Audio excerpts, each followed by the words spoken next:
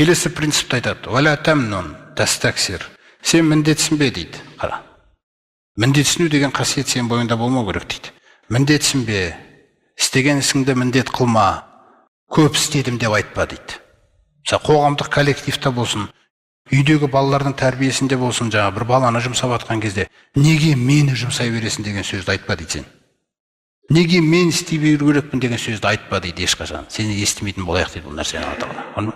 Тастаксир, мен көп істеп қойдым ғой, мен істей берем ба деп міндетсінбе дейді. Міндет деген нәрсе Алла Тағалаға шүкірсіздікті білдіретін нәрсе, тәрбиесіздікті білдіретін нәрсе де ол.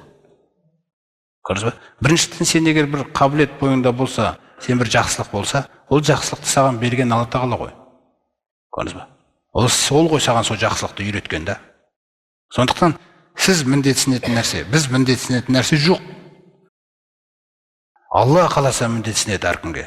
Иман берген үшін, жаңағы иманды бердім, не істедің деп та.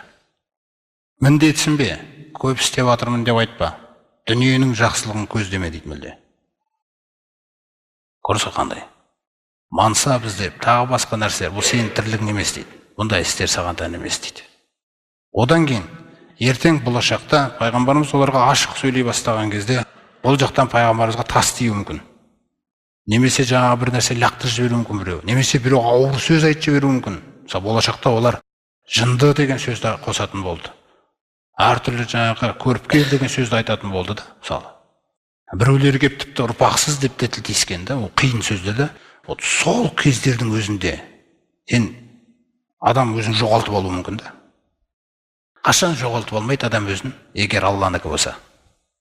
Соқтан Алла Тағала ана нәрсені айтады. Вали роббика фасбир. Мен үшін сабыр ет дейді. Мысалы мүмкін жайдан жай келді ол пайғамбарымызға жынды деді. Пайғамбарымыз лайықты емес еді ондай сөзді естуге да. Адам ойлауы да мүмкін. Не үшін сен маған өйтіп айтасың? Мен лайықты емеспін ғой деп айтуына да болатын сияқты да. Бірақ Алла Тағала нені айтып жатыр? Мен үшін дейді. Мен лайықтымын ғой дейді да, мен үшін сабыр етуіңе дейді. Көрдіңіз ғой? Раббың үшін сабыр ет. Раббыңмен бірге сабыр ет. Әрбір біреудің келіп сөйлеп тиіскен сөзіне бүйтіп қозғала берме. Сабырлы бол. Саған уахи, Құран түсіп жатыр. Құранның мінезі деген нәрселер.